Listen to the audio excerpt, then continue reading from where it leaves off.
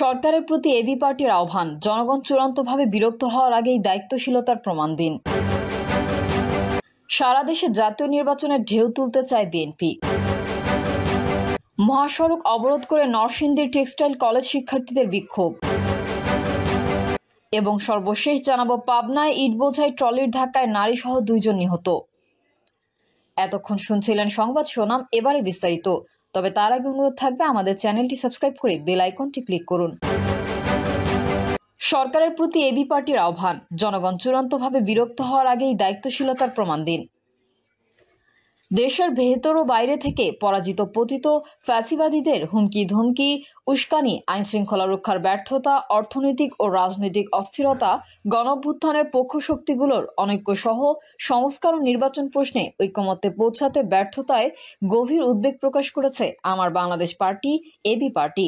সরকারের প্রতি AB party আহ্বান জানিয়েছে, জনগণ চূড়ান্তভাবে বিরক্ত হওয়ার আগেই নিজেদের দক্ষতা, দায়িত্বশীলতার প্রমাণ দিন।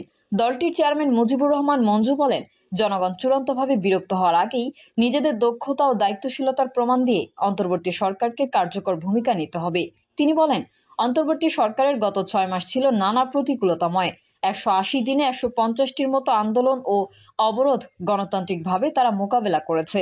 ভারতের ষড়যন্ত্রে সৃষ্ট বন্যা ও সাম্প্রদায়িক সংঘাত বাঁধানোর ঝুঁকি, ব্যাপক নিয়োগ বদলি, প্রশাসন সহ বিভিন্ন ক্ষেত্রে বঞ্চিতদের পদোন্নতি ও পদায়ন, দুর্নীতিগ্রস্ত প্রকল্প বাতিল, হাজার হাজার মিথ্যা মামলা প্রত্যাহার, অন্যায়ভাবে গ্রেফতারদের মুক্তি, দেউলিয়া হওয়া আর্থিক খাতে শৃঙ্খলা ফেরানো, সর্বোপরি ফ্যাসিবাদের রেখে যাওয়া অনিয়ম ও লুটপাটের ধ্বংসস্তূপ থেকে দেশকে ঘুরে দাঁড় করানোর বিরাট চ্যালেঞ্জ ছিল তাদের কাঁধে।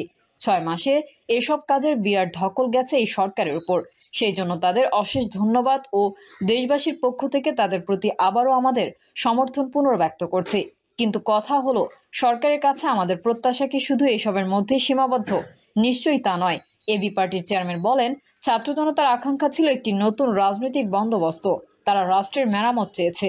তারা শুধু শাসকের পরিবর্তন নয়, শাসন ব্যবস্থার পরিবর্তন চেয়েছে। ফ্যাসিবাদী ব্যবস্থার বিলোপ ছিল তাদের অন্যতম আকাঙ্ক্ষা। সংস্কার ও নির্বাচন প্রশ্নে গণঅভ্যুত্থানের পক্ষ শক্তিগুলোর অনৈক্য হতাশা প্রকাশ করে মুজিবুর রহমান মঞ্জু বলেন, আমরা অন্তর্বর্তী সরকারের প্রধানকে প্রথম দিনই বলেছিলাম, আপনি রাজনৈতিক দলগুলোর সঙ্গে সমন্বয় করার জন্য একটি টিম গঠন করুন। কিন্তু একজন উপদেষ্টার অনীহার কারণে তিনি সেটা করেননি।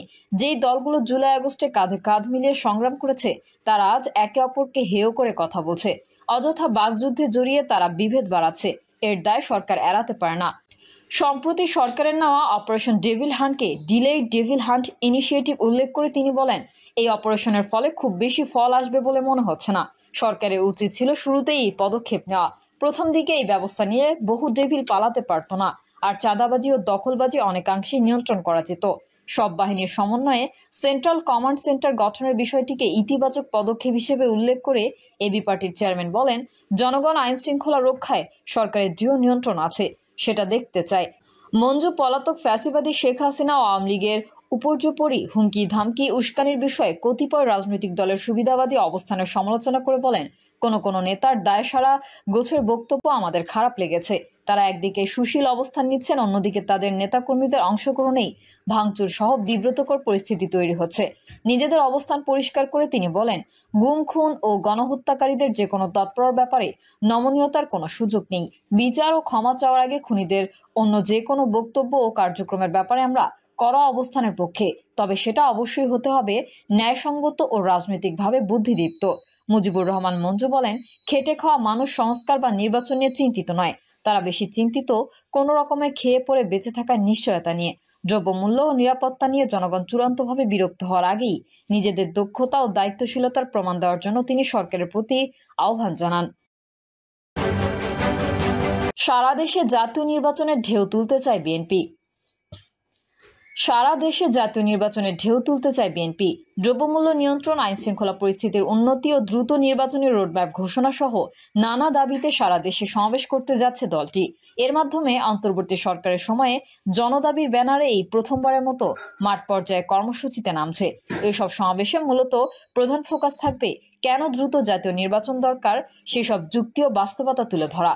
এছাড়া ভবিষ্যৎ পরিকল্পনা ও চলমান পরিস্থিতিতে জনগণকে সতর্ক থাকতে দিক নির্দেশনামূলক বার্তাও দেওয়া হবে। প্রথম ধাপে ৬৭টি সাংগঠনিক জেলায় সমাবেশ হবে। কাল একযোগে ৯ জেলায় সমাবেশের মধ্য দিয়ে ধারাবাহিক এই কর্মসূচি শুরু হচ্ছে। কর্মসূচি সফল করতে বিভাগীয় সাংগঠনিক, সহসাংগঠনিক এবং সংশ্লিষ্ট জেলার কেন্দ্রীয় ও স্থানীয় নেতাদের কেন্দ্রীয় দপ্তর থেকে বিশেষ নির্দেশনা দেওয়া হয়েছে। সেই অনুযায়ী সারা দেশের দলীয় নেতাকর্মীরা ব্যাপক প্রস্তুতি নিয়েছে।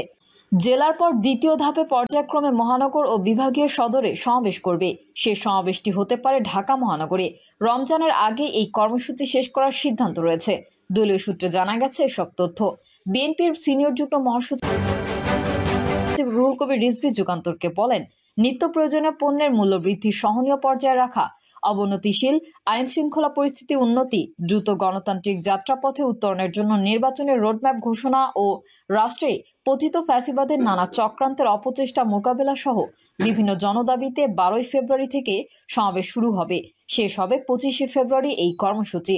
৬৭টি সাংগঠনিক জেলায় সমাবেশের পর পর্যায়ক্রমে মহানগর ও বিভাগীয় সদরে সমাবেশ অনুষ্ঠিত হবে। বিএনপি ঢাকা বিভাগীয় সাংগঠনিক সম্পাদক কাজী সায়েদুল আলম বাবুল যুগান্তরকে বলেন, এই মুহূর্তে জনগণ বিএনপির দিকে তাকিয়ে আছে। জনগণ আমাদের নেতা ভারপ্রাপ্ত চেয়ারম্যান তারেক রহমানের দিকে তাকিয়ে আছে। দেশের এই পরিস্থিতিতে আমাদের দল কী ভূমিকা রাখে, তাই সময়ের প্রেক্ষাপটে আমরা মনে করছি দেশের বর্তমান অবস্থায় দলের পক্ষ থেকে ভারপ্রাপ্ত চেয়ারম্যানের কিছু বার্তা জনগণকে দেওয়া দরকার।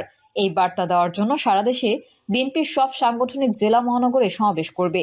জনগণকে দেশের সার্বিক পরিস্থিতি তুলে ধরব এবং দলের ভবিষ্যৎ পরিকল্পনা জানাবো।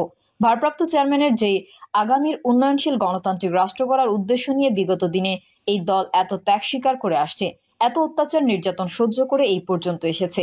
এর চূড়ান্ত বিজয় অর্জিত না হওয়া পর্যন্ত আমরা রাজপথে থেকে এই আন্দোলনের সঙ্গে জনগণকে সম্পৃক্ত করতে চাই। এসব সমাবেশ সফল করতে ঢাকা বিভাগের জেলা সহ তৃণমূল পর্যন্ত প্রস্তুতি সভা সহ যা যা করা দরকার তা করছি। চলতি বছরের ডিসেম্বরের মধ্যেই ত্রয়োদশ সংসদ নির্বাচনের দাবি করে আসছে বিএনপি। দলটি মনে করে জুলাই আগস্টেই নির্বাচন করা সম্ভব। জানা গেছে, চলমান পরিস্থিতি বিবেচনায় কেন জনগণের ভোটে নির্বাচিত সরকার প্রয়োজন তা সমাবেশে তুলে ধরবেন সিনিয়র নেতারা। একই সঙ্গে সম্ভাব্য প্রার্থী ও নেতাকর্মীদের উদ্দেশ্যেও ভোটারদের আস্থায় রাখতে দেওয়া হবে নানা বার্তা।